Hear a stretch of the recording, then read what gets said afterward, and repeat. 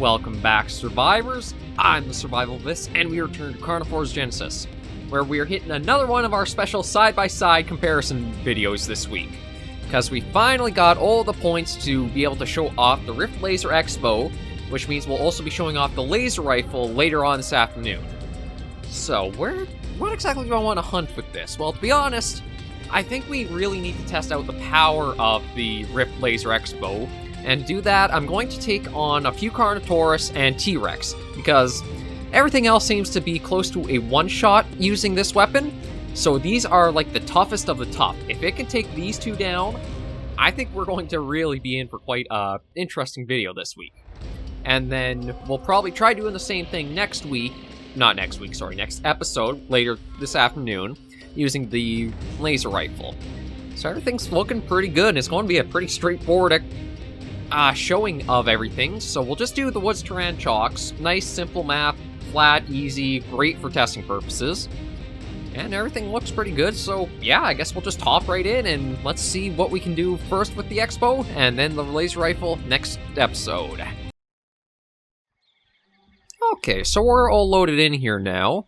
I do want to have this just at the ready, because there's oftentimes I've spawned in to literally have something chasing... Oh, well, not quite chasing us down, but we do have a couple of Carnivores very close right now. I don't know which one I prefer to go for. That's kind of the thing. They're both almost like equidistant from each other. About 300 there, and under 300 there. So I guess we'll start with this guy over here.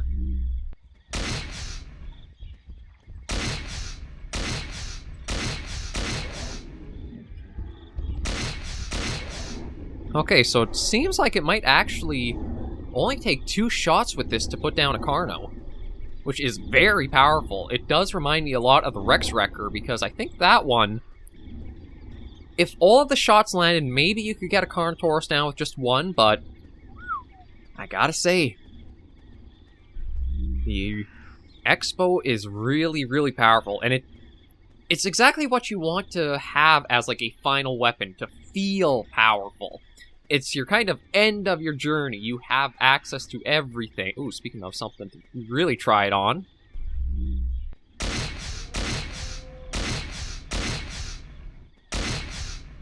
Okay, so we did use a lot of long shots.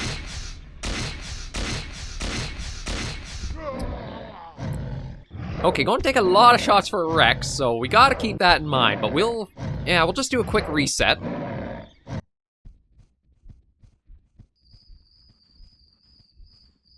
Okay, so we're loaded in here again. Oh my god. Okay, so there's the Rex down.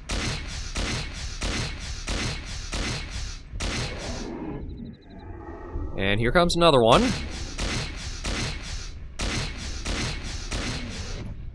Okay, so it seems like the Rexes definitely vary on the amount needed.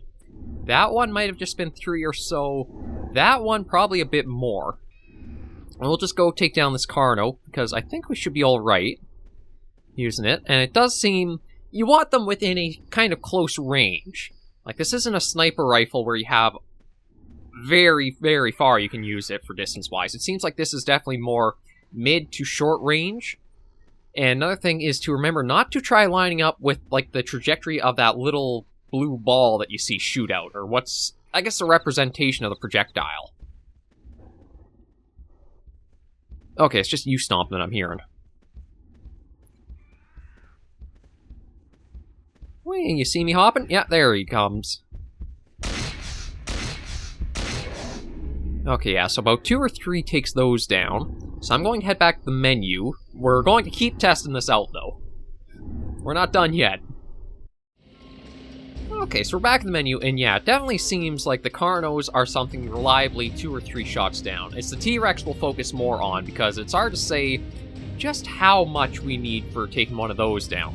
And this also does serve as a bit of an excuse to really farm some points, because you can see we've gotten over 1,700 now. So there's the Force and Mantelodon combination that I want. Now we just gotta farm up a few more 100 or so for the weapons, so we'll go back in and see how we do with more Rexes. It's one of those I'm having fun because I can finally take on some of these guys that were really challenging, and also it gives us a better baseline of more evidence to see how the laser rifle might compare to the X-Bow. Let's hop right back in for some more T-Rex hunting and see how we do. Okay, so we're all loaded in. Okay, nothing immediately around us, which is kind of nice. And I want to definitely definitely be sure to count the shots on, like, these Rexes. Try to see how many it does take if you don't get that mortal zone. And also, definitely be sure to use in the circle, or in the reticle that it gives you. I think one of the reasons why that Rex... Was it the first? Yeah, it must have been the first Rex I think we tried. Didn't really go down was because I, again, was trying to line it up more with where the projectile was that we saw shoot out. And that's just kind of like the visual representation. That doesn't actually mean that's the true shot going out. So again, that's something we'll see how the laser rifle compares when we do switch over to the Redux build. And we will be using the latest Redux build for it. I'll just have to... may need to tweak and toy a bit with the point setting just so that way we will have enough for it. Because again, Redux is redoing a lot of stuff. And one of those is all the point values, both what the costs are in the menu and also the points you get per animal you hunt. Like, the Redux is basically its complete overhaul of what the Genesis is, so it's going to be very, very cool to see it when it is finally done, but I think it is hitting one of the more, like, major steps forward, where it's trying to import models and get those working in the engine. So, again, I'll keep you guys informed as I kind of am told stuff and find stuff. Oh, Lord, that looks like a very big Rex. I mean, he's standing over that hill, and he's on the other side of it. Okay, so I think one... Okay, should have definitely counted that better, but oh my god, he is...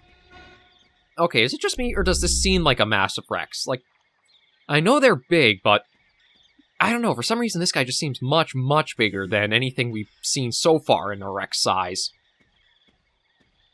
You guys could actually probably check the video. I hope that the text is clear enough. Again, kind of sucks that we don't have a more crisp video quality, but that means you guys who are just watching and aren't subscribed, you guys subscribe if you want that better quality.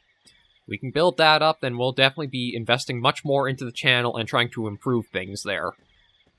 But for now, we'll just kind of keep going about and see what we can find. Oh, just get on mine, it. I'm going to get the... God, I still love that. Just the little womb of energy as you pull it out just gives you that feeling of you got something really strong in your hands. Makes me wonder if the laser rifle's going to have anything like that for sound effect or not. But we'll try... Again, try to count the shots this time. I always kind of panic because I'm...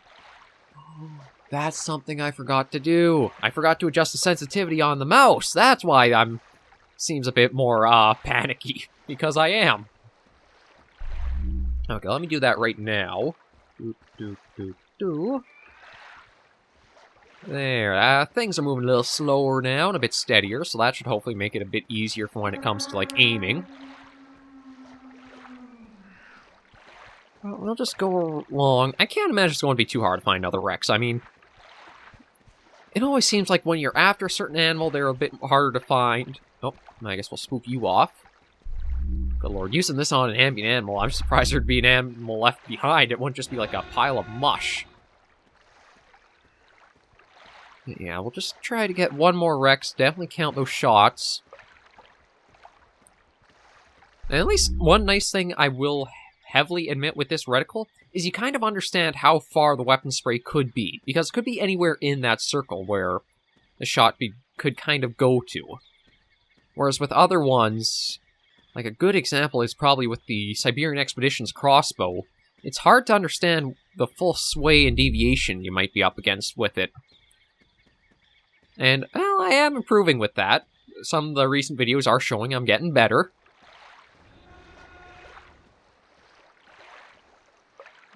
I gotta admit, it's kind of weird right now we're not seeing any more Rexes. I also don't know if I want to call, because the last time we hunted Rexes, and I did a call was when I think it was on Fours and Range. Is it? I think it's called Fours and Range. Oh my god, I feel bad if I can't remember that, but it was on Fours and for sure. And that's where we, like, got ambushed at that one lake by 5 of them. Yeah, it was 5. I mistakenly thought it was 6, but it was only 5. You kind of lose track when you're being run down by Tyrannosaurus Rexes in the middle of what's basically a valley. Yeah, this is kind of really bizarre. Like, the density should be... Yeah, I think I've had the density set to super high, because we saw a lot of the Carnos and Rexes together. Okay, well, again, just try to find one more Rex, I suppose. And because this will be, I guess like a special 2-for-1 week, with Genesis having the 2 comparisons, we won't have the video go quite too long. I mean, the only thing I would really be doing now is just farming up points and having shits and giggles, really. You know what? We'll go up over this hill. I have a feeling as I go up onto the top of it, we're going to see a Rex already getting ready to charge us. It's always one of those things, or at least it always seems the way that as soon as you're going to go do something here that's questionable, everything's going to go wrong that could. Oh, yeah, speak of 8.51. I have no idea if that's, like, big or not, but... Okay, I feel like that is big because it looks like he's actually, like, in the trees. Like, in the actual tops of the trees, and not many animals I've seen, or dinosaurs I've seen in the mods or that, have been able to reach that far up. I think, like, that reminds me of, like, the Seismosaur from the end of Carnivores Plus for sizing. Well, we'll see if we can go get the big guy. I've got a lot of shots here, and again, I definitely need to try counting. Uh-oh. Of course, let me get tunnel visioned on the Titan over here. Yeah, no, he looks really big for... Well, surprisingly, he hasn't picked us up. I don't even have the camouflage or the cover scent on, so... Okay, I think that's him picking us up. Or maybe just sniffing around.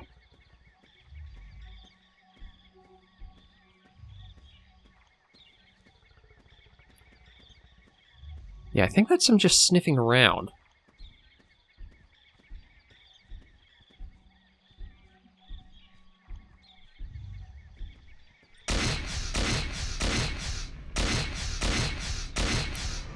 Okay, I don't know. I don't think any of those actually hit him. Oh. Okay, so I think that was about 7 or 8. I don't know if any really actually, like, hit him, though, when he had his head up. That's the problem, because it didn't look like there was any, like, blood splatter that shot up, but there is a bit here. So maybe we got at least one shot in. It basically does seem like this one, if you panic fire, you should be okay if most of the shots hit him. Oh, we got a little Dilo out there. Yeah, what the hell, we'll get you.